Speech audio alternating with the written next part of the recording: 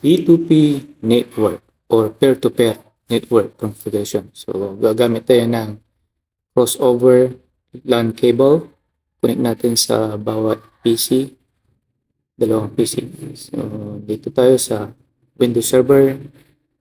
Right-click natin doon sa LAN network icon. Then go to change. Tapos, right-click properties and then go to version 4 properties. Then, dito tayo maglalagay ng static IP address. Ayan, gagamit tayo ng class A IP address. So, 126.10.10. So, kahit anong number. 3. Pwede rin. 3. Tapos, submit mo 6255.0.0.0. After that, click the OK. Yun lang po. Tapos, save. So, after mailagay natin yung static IP address, ngayon, ang gagawin natin ay mag-rename ng PC computer name. So, right-click sa this PC. Right-click natin, then piliin ang properties. Tapos, click change settings. And then, click change. Sa computer name, ang ilalagay natin ay server dahil nasa server tayo na computer. Tapos sa work group, papalitan natin yan ng css.org. Org is organization. So css.org.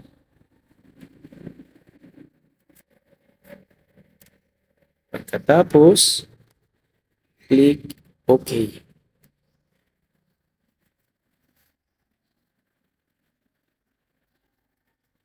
And after that, may magpapa up. Yan. Welcome to the css.org work group. Click OK and then you must restart your computer para mag-apply yung changes. Click OK. Pero mamaya na lang muna. May i-configure pa tayo. So right-click doon sa network icon. Tapos open. Tapos punta tayo sa change advanced sharing settings. And then kailangan naka-turn on network discovery. Ang network discovery natin naka-turn on din file sharing. Doon din sa private at public. So dapat turn on network discovery sila. Doon naman sa all network, kailangan naka-turn off, protect, o doon sa password protected sharing, turn off yan. So, yun sa isa, turn on sharing, dapat naka-turn on sharing din yun. Turn off ang password protected sharing, then save changes. Pagkatapos, punta tayo sa Windows Firewall, turn off po natin ang Windows Firewall para ma-avoid natin yung interruption mamaya sa sharing. So close, close, close, and we need to restart now our server computer. Click OK and close and restart now.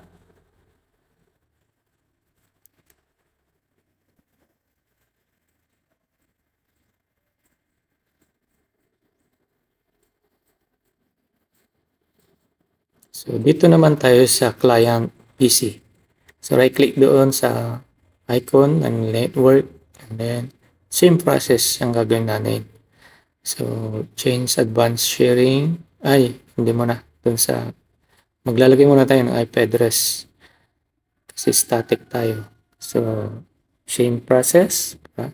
Use the following IP address plus A yung gagawin din natin kaparehas ng ginawa natin sa server. Pero magkaiba sila ng last octet number.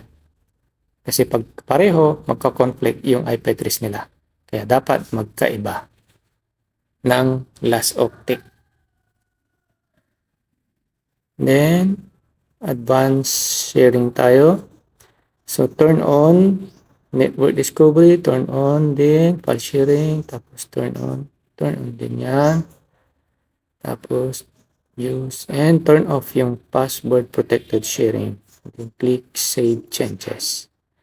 So, double check natin.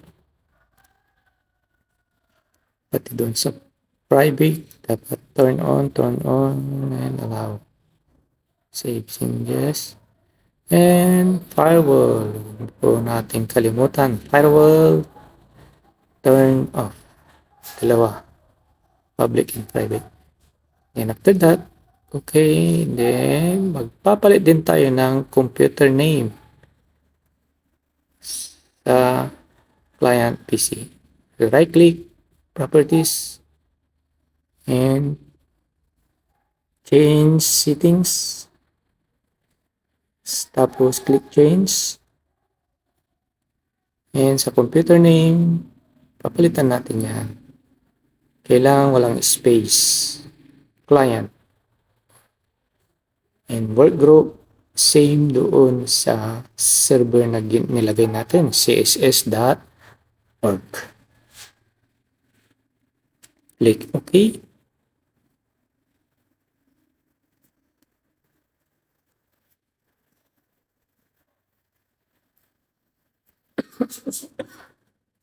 And welcome to the css.org work group.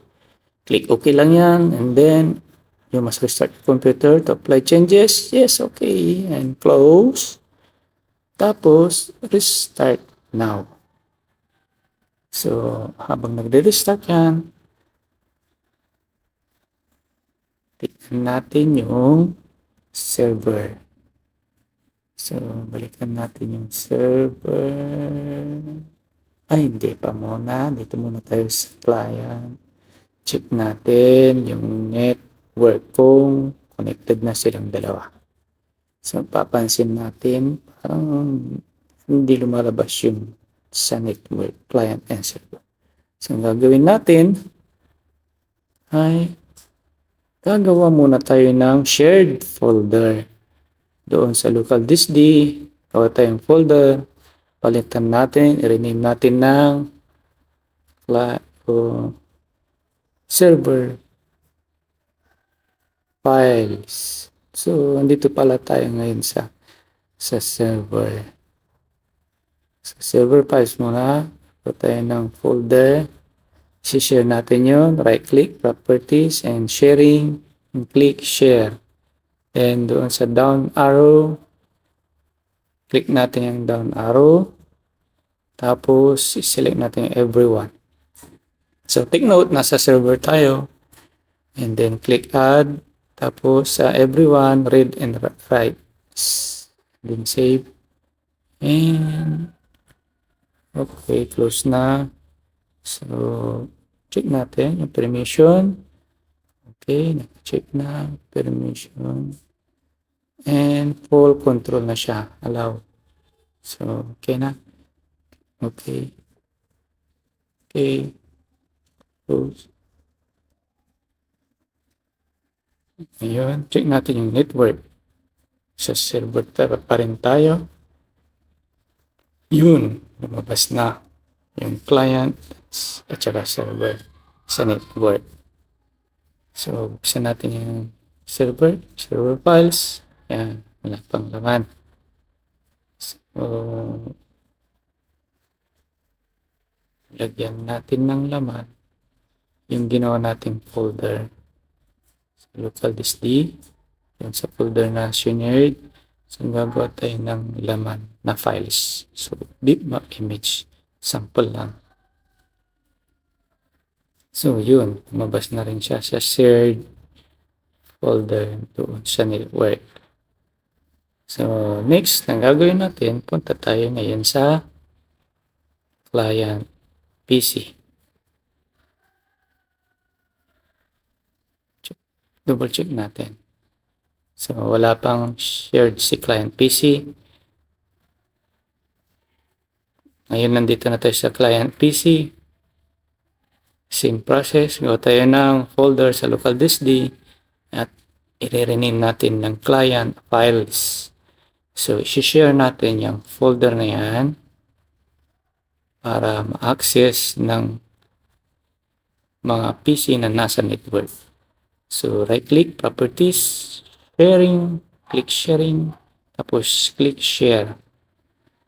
And down arrow, everyone, select everyone, and then add. After that, permission, read, write, and then save. So, close, and close. Tapos, check natin yung network. Right-click and refresh lang para lumabas. Yan. Lumabas na yung client and server sa network. Buksan natin yung server. Sinare ni server. Sa client. Buksan. Oh, yun. Nandoon. Files. File. Sa client naman, mayroon na rin siyang shared folder. Pero wala pang laman. Lagyan natin ng laman para sa sample. So, local disk D, hanapin natin yung shared folder and then mag-create tayo ng file. Sa ngayon, Excel lang gagamitin natin. And rename natin. So, client inventory.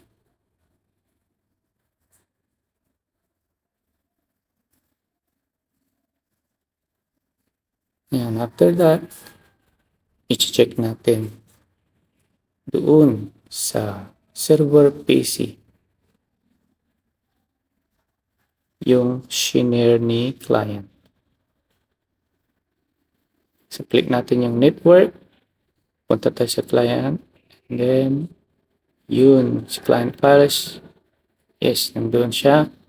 So, dito tayo ngayon kay server PC.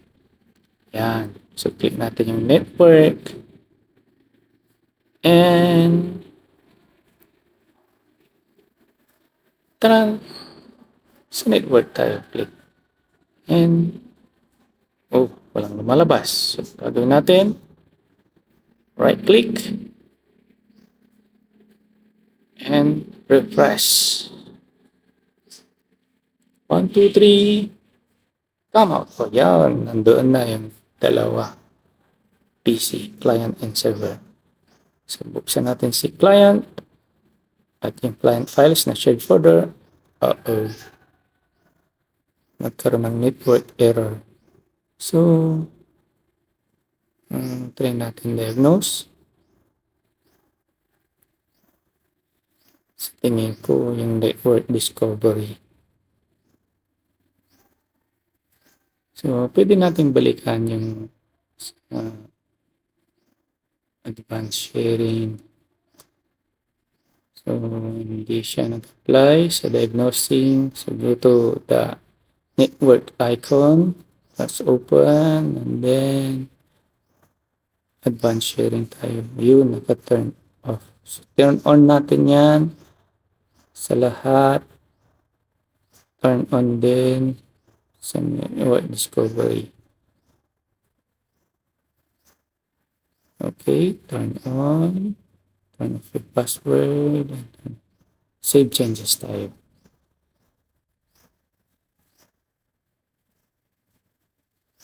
Then, double check natin. Client, yun, nabuksan na. So, yan. Okay na. So, ganyan lang po ang pag-configure ng P2P network o peer-to-peer network.